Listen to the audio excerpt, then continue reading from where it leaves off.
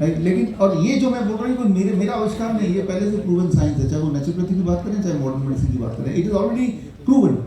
तो oxygen cylinder पे निर्भरता मैंने नहीं देखी किसी की है ज़रूरत, अगर वो ये करेगा तो, राइट। जब तक ये नहीं करेगा तब तक ज़रूरत होगी या नहीं होगी वो एक डिबेटेबल चीज़ है, लेकिन ये करेगा तो।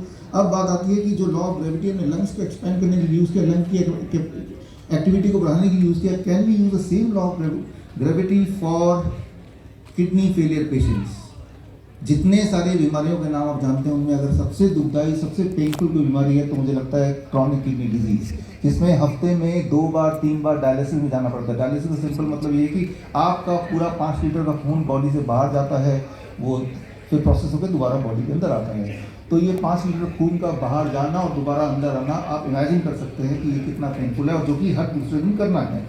इसमें पैसा भी खर्चा है, एक और आदमी जो आपको लेके जाएगा उसका भी नौकरी गई, वो भी आपके साथ जुड़ गया और आप तो है किसी काम के रहे नहीं। तो ये है क्रॉनिक किडनी डिजीज। वो इसलिए जिस तरह से जिन चीज़ों को आपने फॉर ग्रांटेड लिया है, पेशाब लगा बाहर गए पेशाब कर दिया खाली, भाई ये तो ऑटोमेटिक हो रहा है, लेकिन कुछ लोगों के लिए ऑटोमेटिक नहीं है, उनको पेशाब ही नहीं आता है, राइट, या आता है तो कुछ एक बूंद आता है। तो उनको जब उनकी बॉडी को जब डिस्कार्ड करना हो वो एक्स्ट्रा फ्लूइड, तो वो कहाँ जाएगा? उनके हाथों में, पैरों में, बॉडी में, लंग में वो पानी इकट्ठा होगा। ऐसा इकट्ठा होगा 1 दिन 2 दिन तक, उसके बाद जैसे बैलून की तरफ बढ़ने लगेगा ना, अब वो बैलून फट सकता है। उससे पहले डायलिसिस बोलते हैं, तो मशीन से वो पानी बाहर निकाल देते हैं। वो एक्स्ट्रा यूरिया है, एक्स्ट्रा क्रिएटिनिन है, एक्स्ट्रा यूरिक एसिड है, एक्स्ट्रा जो भी चीज़ है वो बाहर निकालते हैं फिर दोबारा। तो ये डायलिसिस डिपेंडेंट पेशेंट, एलोपैथी का ये कमाल है कि उन पेशेंट की वजह से जिंदा हैं, लेकिन अगर वो मशीन ना हो डायलिसिस वाले तो क्या वो मर जाएंगे?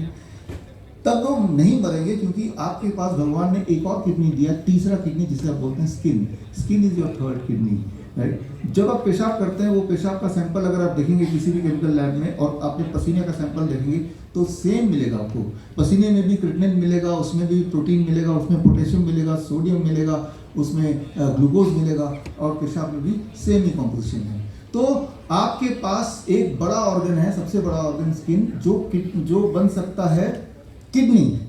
अगर आप स्किन के टेम्परेचर को 40 डिग्री दे दें और स्किन के बॉडी को प्रेशर दें, एटमॉस्फेरिक प्रेशर इस वक्त आपके बॉडी में +2% extra than the atmospheric pressure, इतना pressure plus temperature of 40 degree converts your skin into the third kidney, as simple as that.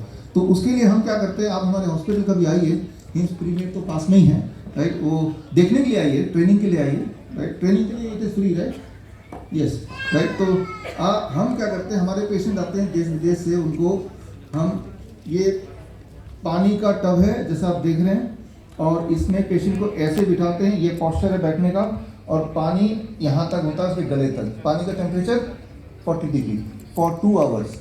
अब देखिए सिर जो है इसमें एटमॉस्फेरिक प्रेशर है, जैसा आपका 2C1 एटमॉस्फेरिक प्रेशर इस वक्त हम सबके सिर के ऊपर है बॉडी में, लेकिन जहाँ पानी है तो पानी यहाँ से यहाँ तक है, यानी कि atmospheric pressure plus the pressure of the water, right, यानी कि गर्दन से नीचे वाला जो हिस्सा है उसमें जो प्रेशर है वो गर्दन से ऊपर वाले हिस्से से थोड़ा ज़्यादा है, 2% ज़्यादा। ये 2% ज़्यादा प्लस हीट, ये बनाती है हमारे स्किन को द थर्ड किडनी, राइट। और ऐसा जब हम करते हैं फॉर अबाउट 2 आवर्स, जब पेशेंट बाहर निकलता है यहाँ से, अब जब बॉडी का वेट मेजर करते हैं तो करीब 500 ग्राम, 1 किलो, 1.5 किलो, 2 किलो कम हो जाता है। वही वाला जो 2 किलो का फ्लूइड जो डायलिसिस मशीन के थ्रू निकलना था वो हमने यहाँ से निकाल दिया।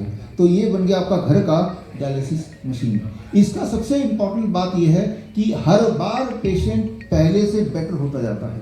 3 महीने जब लगातार करता है हर दिन, तो धीरे धीरे टेपर डाउन करते हैं, 6 महीने तक ये करने की जरूरत ही नहीं है अब, यानी कि पेशेंट वैसा हेल्दी हो गया जैसे वो पहले कभी था, जैसे आप और हम हैं, डायलिसिस इंडिपेंडेंट। और पहले दिन में ही उसका ब्लड प्रेशर इतना कंट्रोल में आता है कि we have to taper down the drugs to नील।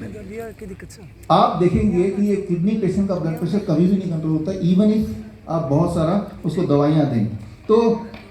लेकिन कई बार एक आखिरी चीज़ जो बताऊंगा जिससे मैं खत्म करूंगा, वो ये, जब पेशेंट हमें फ़ोन करते हैं कि क्रॉनिक किडनी डिजीज डॉक्टर ने बताया है, अभी बताया है, राइट, अभी तो उसकी डायलिसिस शुरू नहीं हुई है, तो तब हम क्या करते हैं कि जो आप बोल सकते हैं किसी को, ये एक्सपेरिमेंट आप घर पे करके देखिए, आप किसी को खोजिए जो क्रॉनिक किडनी डिजीज का ट्रू पेशेंट हो, और उसको हम बोलते हैं we use the law of gravity.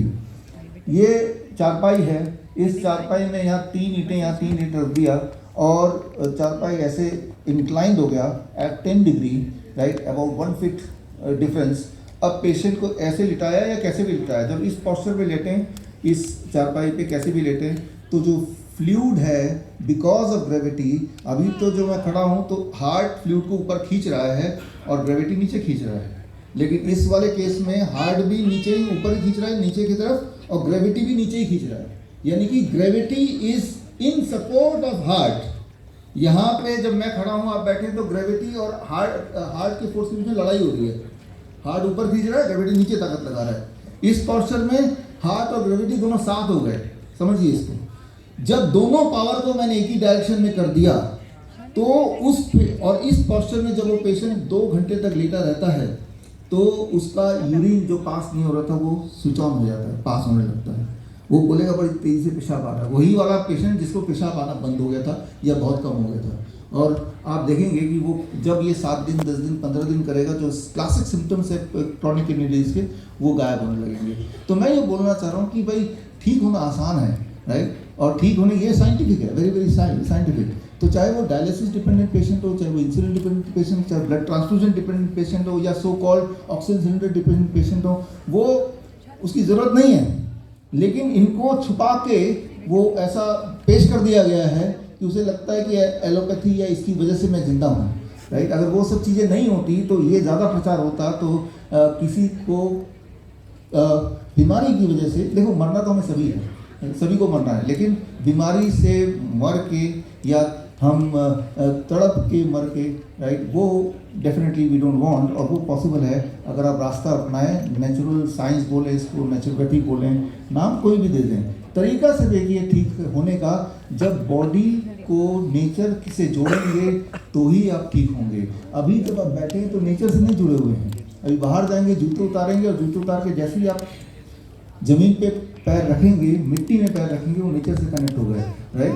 तो तब आप अगर अपना वोल्टेज चेक करेंगे, या इंजीनियर है कोई इलेक्ट्रिकल इंजीनियर, उनके पास वोल्ट मीटर होता है, वोल्टेज चेक करेंगे तो योर वोल्टेज विल बी 0।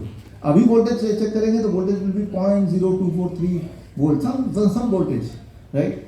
तो जैसे ही आप जमीन से टच होते हैं, कनेक्ट होते हैं, अपने पैर को कुदरत से जोड़ते हैं, अपने हाथ को पेट से टच करते हैं, उस वक्त आप वोल्ट मीटर लेके अपना वोल्टेज चेक करेंगे तो that is 0 volt for all of us. और इस वक्त हम में से सब लोग कितने भी हेल्दी क्यों ना हो, अगर वोल्टेज अभी चेक करेंगे तो कुछ वोल्टेज सब में आएगा।